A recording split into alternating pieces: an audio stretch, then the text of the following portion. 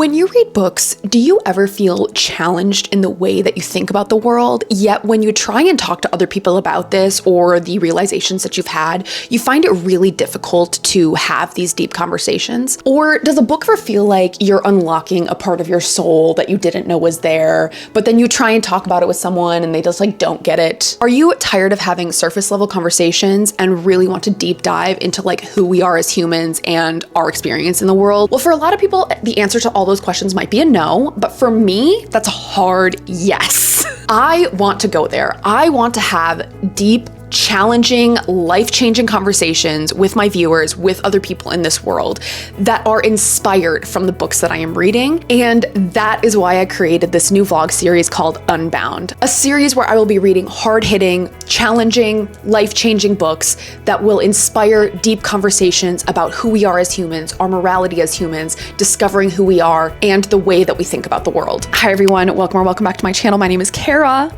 If you're new here, hi. I am psyched. I am psyched about this new vlog series, about this new chapter in my channel's life. With the ever-changing way that the political system in the US has affected me, I am desperately looking to find hope in this world, to find solace in this world, and to have conversations about what are we doing here? I have a deep desire within myself to connect with other people on this platform, to talk about really hard-hitting topics, to question our beliefs, question who we are as people and what we are doing here on this planet. I've always felt like this, but the way that our political climate has changed has really pushed me into seeking these answers out and to having these conversations, and that's why I created this new series called Unbound. The reason it's called Unbound is because, well, first of all, binding of a book, binding, right? But Unbound, I am unbinding the masks that we can have on ourselves, the social, normalcies that we can have on ourselves, the way that it can be controversial to talk about some of these topics sometimes. I want to create a space where we can feel safe to have these conversations and challenge the way that we think about the world without hate, without people coming at us, and without judgment. I know this kind of may seem really abstract and hard to grasp, but basically I want to be talking about hard-hitting conversations about our world, about who we are as humans, about our morality, about discovering who we are in ourselves, about challenging our beliefs, about thinking about the way we view our world. Deep, hard-hitting topics that may be really difficult to talk about in your everyday life, because constantly it feels like we just have to stay surface level with so many interactions we have in our world and in our life. Surface level conversations and surface level topics can feel so disingenuous to me sometimes, and that is not something that I ever want to portray on this channel. I want to challenge ourselves. I want to have conversations with you, and I want to be transparent and challenge the ways that we think about the world. I hope that all makes sense, and hopefully as you continue to watch this vlog, it's all going to come to fruition. So for this first episode, I'm going to be reading Blood Over Bright Haven by M.L. Wong. Spoiler alert, I'm refilming this intro because I had a lot of inspiration along the way while reading this book and filming this vlog, and I cannot wait for you to see it. The concept of this book is just every single trope I could ever love all in one. You're following our main character, Sayona, who is a young student who is working to become a member of the high mages in this society. It is set on an academic setting where the mages of this world run every single aspect about their world. Basically, magic in this world is akin to electricity, and it runs every aspect about how they heat their homes, about how they heat their water, about how the lights come on, about how the trains run in the city. Every single thing is derived from the products and the studies of these high mages and archmages. And Sayona is the first woman to be accepted into this high mage group. So that is the premise for the book. As I'm continuing to read this, I'm going to update with you major themes of the book, about the way the book is impacting me, about my real-time thoughts about the discussions and the topics of this book. I am just so excited to embark on this new series. I feel so aligned in the way that I am thinking about my channel right now, and I cannot wait to bring you guys along the journey. I hope you guys enjoyed this vlog, and let's get into it. Hello everyone, I am here with Mr. Fitz. Hi, can you say hi to the people? I am on page 110 or 120 right now. Basically what's going on right now is our main character, Sayona, has entered into this high mage kind of class or society where she's basically a researcher. She is attempting to help the infrastructure of the city that she is currently living in, and she has been given a laboratory after she has been elected or chosen to be a high mage. Again, the first female high mage they have. And immediately off the bat, extreme amounts of misogyny. People are assuming that she only got this position out of favoritism, and they are just like not treating her as equals compared to the men that are her peers. And so they have given her a janitor instead of an assistant, like a lab assistant, to help her with, you know, her everyday duties and stuff and like her research in her lab. And this janitor that she was given is someone who is very important to this whole plot. He was someone who is featured in the prologue, and basically in the prologue, there is some serious turmoil going on with this nation. You can tell there is a lot of classism going on in this society because he is something called a Quen, which seems like a lower class of society, and you can tell she doesn't have like a lot of respect for him. She does have respect for him, but like the way that she talks about the class of people called the Quen is just like kind of like degrading a little bit. There's just a lot of different layers, there's definitely racism going on in the book. There is sexism going on in the book. But what has been a little bit interesting is that there's like kind of romantic tension developing between Sayona and Tamil, and I don't necessarily know if I like it. Like, I'm a little like, is this necessary? Like, you know, I don't know. I just feel like it's not really adding to the plot of the story right now, and it's not like really heavy romantic tension at all, but you can tell that it's there. The other thing that I wanted to say about this book is that this book feels like a fantasy version of Lessons in Chemistry. If you are unfamiliar with Lessons in Chemistry, essentially it's about this woman who is a chemist and then faces a lot of misogyny trying to become like a high up researcher, like respected graduate professor. So she ends up turning towards entertainment and television and creates her own television show, like cooking show, which features a lot of like chemistry experiments within the dishes that she makes. But this just feels like kind of like a fantasy parallel to it. The magic system that Sayona is using is very like almost like scientific based. It seems like there's kind of a lot of like scientific rules around it and stuff. And it is honestly quite complex. And I feel like the complexity of the magic system is taking away a little bit of the story. However, I'm still really interested in it, and it's really giving high 4-star, 5-star vibes for me at this point. So overall, absolutely loving this. I just wish I had, like, I was reading it during my lunch hour today, and I was just like, I just need to sit down and just read this book, like immerse myself in it. That is exactly how I'm feeling right now. So, and I'm really, really interested to get more into the conversation of like misogyny and how that kind of a bigger picture, also the classism in this book as well. Really, really looking forward to how those topics are explored. So that's great. You know what's not great? The US stock market. So that's just, you know, crashing. The news is changing by the hour, and it's so weird having to navigate this while also maintaining this like aura of normalcy, especially when I go to my job. Like, is anyone else feeling like this? I don't know. I also just like really need to take a step back from the news in my phone, but like I just have such an addictive personality and it's eating me alive. But yeah, I just want to say, if you're feeling like you're going insane right now while trying to balance like the literal fall of democracy in the United States, while also still having to go to your job and like be normal, like I am right there with you, girl. I am right there with you. It feels so weird. And honestly, reading books like this is what is helping me to get through and to like process the world right now. So I just want to let you know you're not going crazy, okay? You're not going crazy.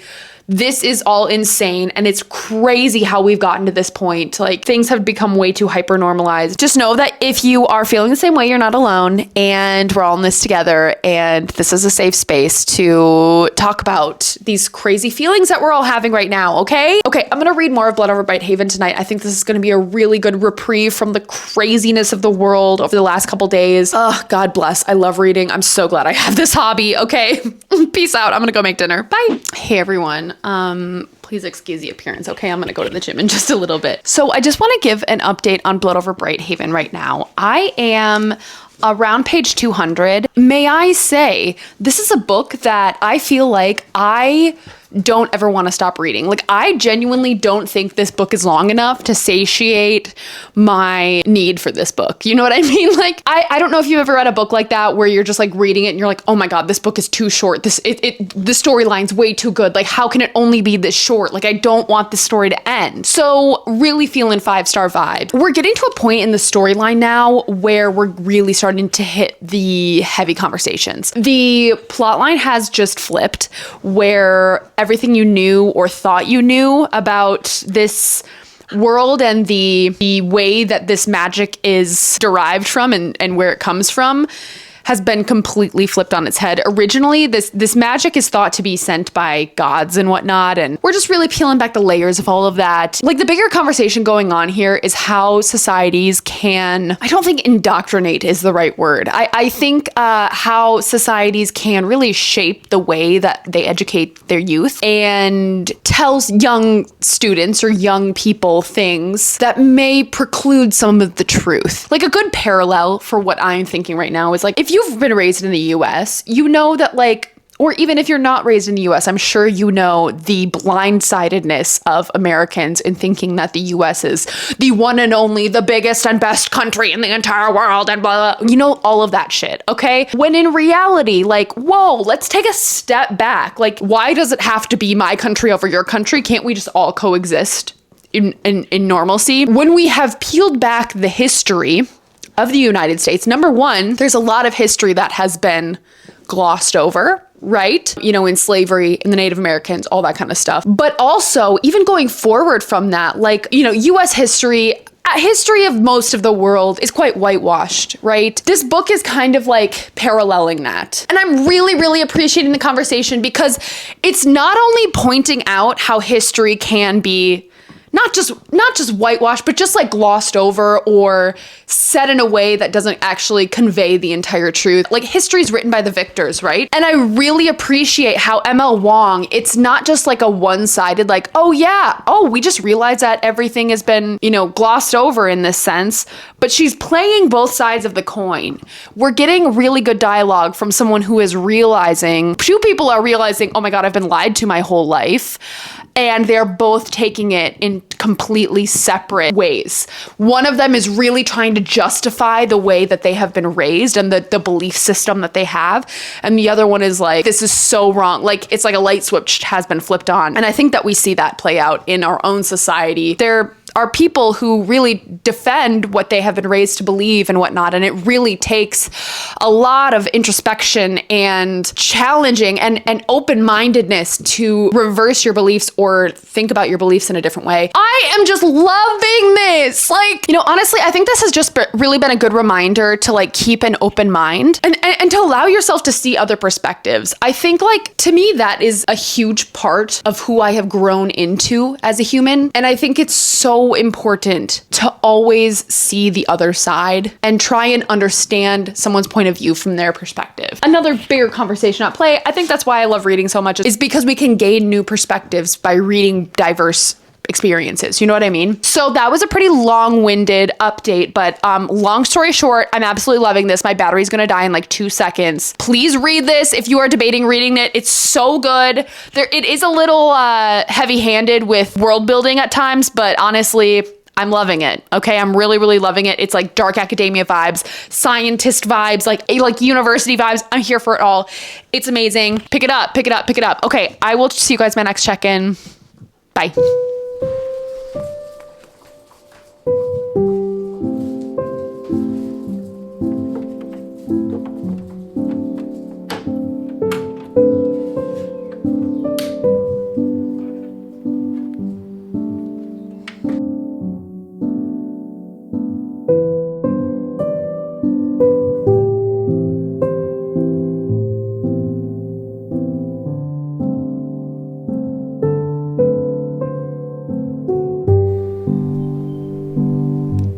Hi, Fitzy.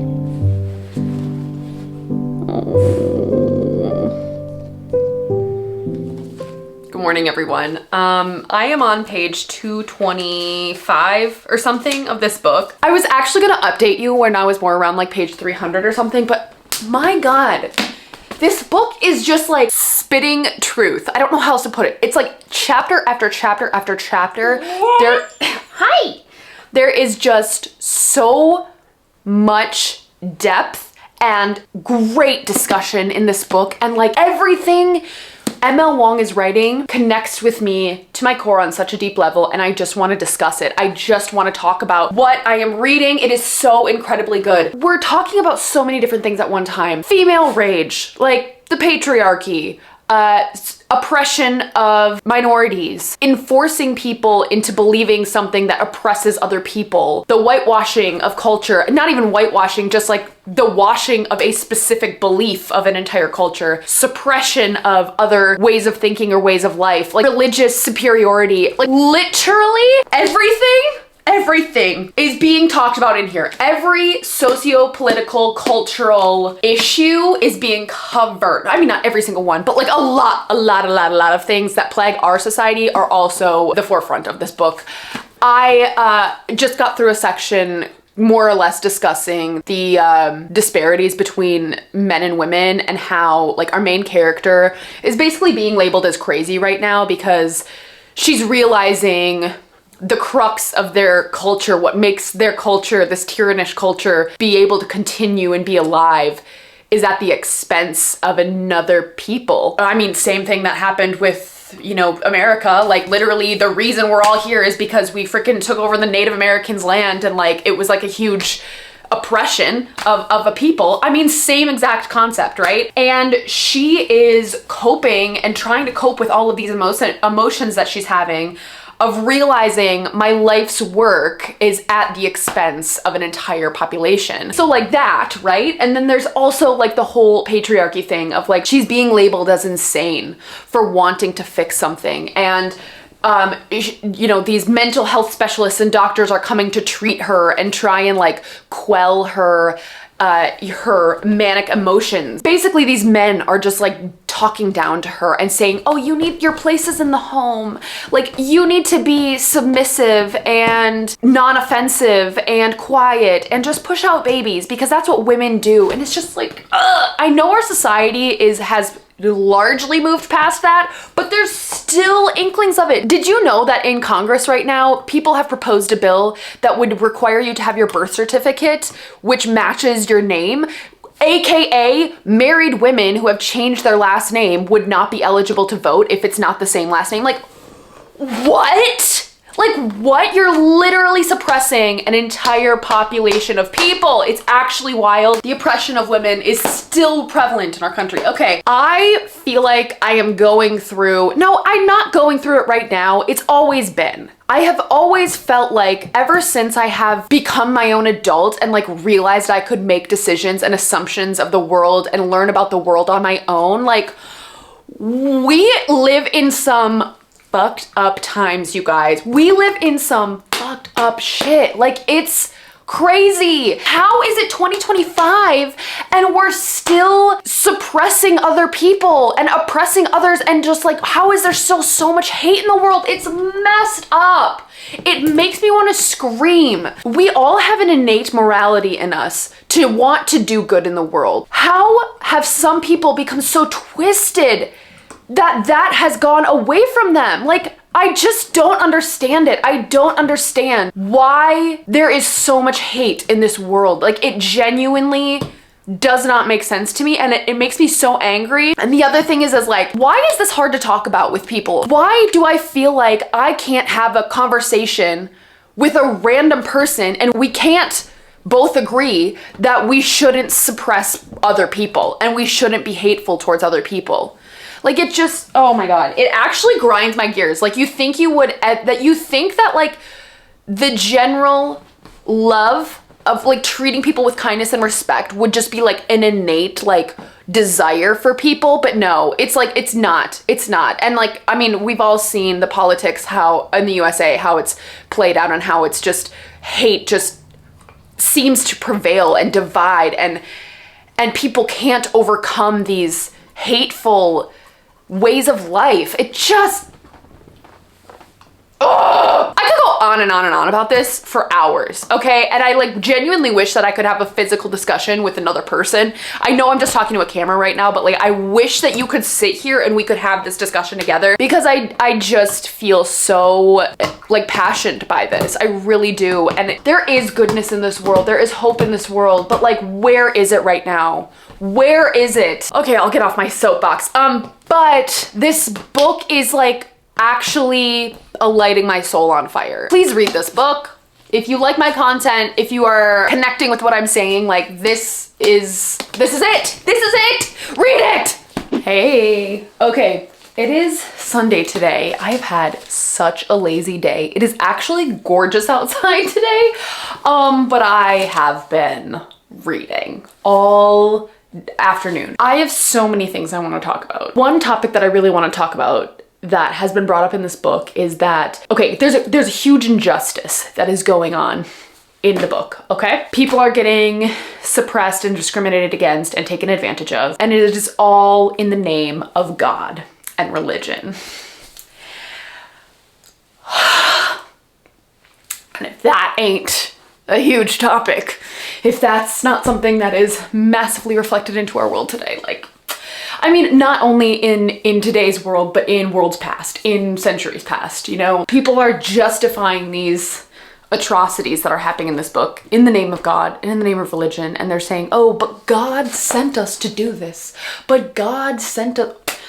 Like, it's so messed up. Personally, I am very supportive of whatever religious background or belief system. That is not my place to like influence or like, I don't know, I don't judge other people's religious views by any means. However, if you're committing serious humanitarian crimes in the name of your religion, it doesn't sit well. Okay, maybe that's all I need to say, but I'm sure that you are picking up what I'm putting down, and I would just encourage you to read this, and like, that's just a topic of conversation that is brought up in this book, and I just really, really love that ML Wong is talking about so many societal issues that play out in our world. And on top of all of that, on top of the really deep thoughts that I'm having and just like ways my worldview is getting challenged from this book, the plot is moving so fast. It is unputdownable. Like, I have about 100 pages left,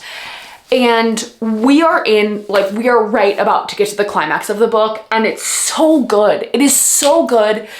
The main character of this book is truly inspiring, and she's inspiring me to like think about how I am living my life right now. You know, like, she is seeing all these injustices and she's like, I can't sit here and just like be complicit and silent in this, because my silence is enabling this. And if I don't speak up, who's going to? Because clearly no one is at this point.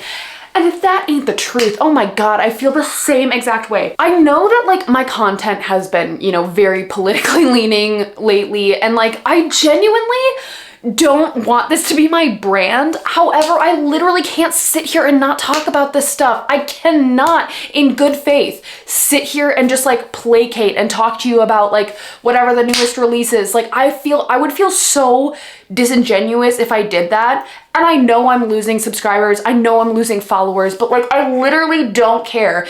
Even if my small little voice on the internet can reach one person who is feeling the same exact way and empower people and show that they're not alone, it's so worth it. And like, I know that I can't actually have a big monumental part in what is going on right now, but like, the small steps that I can take and like the way that I can use my voice in whatever way I can is worth that risk, is worth losing subscribers, is worth getting set back in where I want to be with my content goals, because this is just too important. Like, there are literal human lives at stake. People are literally dying from the decisions that are happening in this administration. Children are dying. Also, I mean, just expand to a global expanse. Like, what is going on globally right now? For me to sit here and like actively feeling these feelings that I'm having and just like not discuss it, it just does not sit well with me. I hope you understand where I'm coming from, but I also completely understand, you know, people not watching my content right now because they may just be too overwhelmed and like, this is triggering, and I get it, but like, I can't sit here and just not talk about it. So, man, I have so many thoughts all the time, so many freaking thoughts. But yeah, I am loving this, and I am probably just gonna sit here and read the rest of the night, to be honest with you. This book is outstanding. I truly hope that this vlog inspires you to pick it up, and if not this book, then The Sword of Kaigen. Like, anything ML Wong, I am preaching to the skies, okay? Cannot wait to let you know my final thoughts. I really think I'm gonna give this a 5-star. It is just that. It is that good. Okay, bye. Hey everyone. So I just finished Blood Over Brighthaven this morning. I have so many thoughts, and I think I'm gonna go on about a 15-minute rampage because this book is jam-packed with critical insights about humans, about the way we live, about our world, about our government, about everything. There is just topic after topic after topic, and I don't even feel like I'm going to cover everything that was even in this book. Okay, well, first of all, let's just quick go with an overall rating is obviously a 5-star. This book, it did not stop. The whole time I was reading it, I was constantly thinking about the book. I was constantly thinking what was going to happen next. There's so much in this book that is reflective of our world, that challenges worldviews, that challenged myself and my own beliefs. Like, we're going to get into it, okay? First, overarching theme of this book that I really took home and took away with was the power of people to change their minds. And this was a journey for our main character, Siona. She initially was just steadfast in her beliefs about the world, in terms of who she wanted to be when she grew up, about her path in life. She was on it. And I can relate to that so much. I feel the same way about my entire life and how my life has panned out, and where I have always been a very driven human. I felt that way exactly going into school, etc. I don't want to compare myself to her, but I also feel like I felt like she was a very relatable main character in the drive that she has as a human being. There comes a point in the book where she is confronted time and time again about her moral beliefs on life and her view on the world and the work that she is doing. And even when she is directly confronted with the choices of her decisions and the choices of like what this magic does to other people, she still kind of doubles down on it. And then she's continuously challenged, and she changes her mind on everything she thought about her life. And can we just have a conversation about how it's okay for people to change their minds? Like, I feel like this extrapolates to so many different things in our life. Not only do people just double the fuck down on their political beliefs, on, the way they see their world, and that I am right. I am the only one who's right. And I will admit it, I have been subject to this in my life too. You guys, I completely changed my mind on my worldview when I went to college, when I started to go out on my own. Like, I have had times in my life where I was completely confronted with my own beliefs about the world, and how my beliefs about the world may not actually be the correct one. Not even that there's a correct belief about the world, but like the way that I view the world from a moral standpoint was not conducive to how I used to think. Does that make sense? Like, I do view myself as someone who wants to have a good morality when it comes to like the world and like doing the right thing. And the way that I used to think about the world didn't necessarily align with that belief. And yet I didn't realize that. Okay. I hope you get at what I'm saying here. Okay. Long story short, my political beliefs did not exactly align with how I view today. Okay. And I went through kind of like a reckoning almost when I went to college, and completely flipped how I think about the world. It's okay to change your mind. That's all I'm trying to say. It's okay to change your mind. And not only does that extrapolate to political beliefs, but it extrapolates to fandoms, okay? People who, didn't like Taylor Swift before she got super popular. Now people are getting shamed because they weren't in on the Taylor Swift. Like, they weren't the first people, okay? They weren't the underground people who like loved her from day one. It's okay. It's okay to change your mind. It's okay to think Taylor Swift wasn't great at once and then change your mind and realize, oh my God, I love her. Like, not even sad. Like, it's okay to like be challenged in your views. It's okay to change your mind. And it can take not just one conversation, but multiple conversations, multiple instances for people to change their mind. It's not like I woke up one day and was like, oh my God, everything I thought about the world I don't actually think is right. It took conversations. It took experiences. It took challenging me in ways over and over and over again. It took years for me to come to the place that I am today in how I think about the world and what I want with my life. And I think that it's just important to allow people space and time, and allow people to change their minds and not be upset when, for example, Taylor Swift, you didn't like Taylor Swift at the beginning, like you're not a true fan. Like that, why are those arguments even, that shouldn't even be a thing. Like we should just be accepting that people can change their mind, okay? The other point that I wanted to make was that in the beginning of the book, there was a scene where Siona was confronted with the concept of morality and the concept of like, what makes someone a good person? Is it the consequences of their actions on the world, or is it their intentions? So for example, if you have good intentions your entire life, if you are like, I am trying to be the best person that I can in the world, yet the actions that you take actually have a negative effect on the world? Or is it about your effect on the world? If you go into life having poor intentions, yet have a good effect on the world or a positive effect on other people, who is living the quote unquote better life, or who has the better intent, who has the better impact on the world? Does that make sense? There was an entire scene about that concept. And it's so interesting how that, like, initially Siona is like, well, if you have good intentions, that should outweigh everything, right? First of all, I don't know if there's necessarily a right answer to that question, by the way. But as the book continues, her initial answer gets challenged and challenged and challenged. And oh my God, this book, it just, everything comes full circle. So many things come full circle from that conversation to the beginning of the book to the closing scene of the book. It just is a perfect ending. The other discussion that I think is really, really important in this book to talk about is the discussion about ignorance. And is ignorance okay? In my opinion, I don't want to be ignorant to the world. I used to live in ignorance, and I really hate that I used to do that. I think this is a personal question that people can answer on their own and think about and contemplate, but just think about it, right? Like, is it okay to live in ignorance right now? For me, I think there is a balance. I think in some ways and in some mental states, like I need ignorance to protect my own mental health. But on the other hand, I don't want to be ignorant to what's going on right now because it's so important to know. I also think this extrapolates to other things like why are we trying to ban books right now? Why are we trying to limit information right now? Why are universities getting challenged in the way that they teach things, all that kind of stuff? The way that education can open your mind and challenge you and change your mind, I would rather be challenged, and I would rather sit and think of the hard conversations and have these thoughts in my mind rather than sitting in ignorance or doubling down on my own original opinions. Like, we can all change their mind. I love talking about moral dilemmas that we have as humans, and I think it just opens the door to the inner human experience. It is literally my favorite thing in the entire world, and this is why I love reading, is because I think it challenges us to consider our own belief systems, consider who we are as humans, consider our own human experiences. If you guys have enjoyed this video, please leave some comments in below of other books that you would be interested in me continuing on in this series.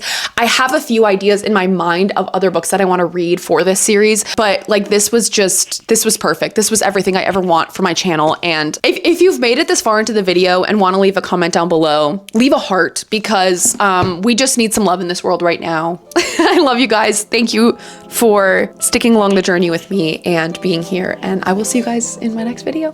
Peace and love, everyone. Bye.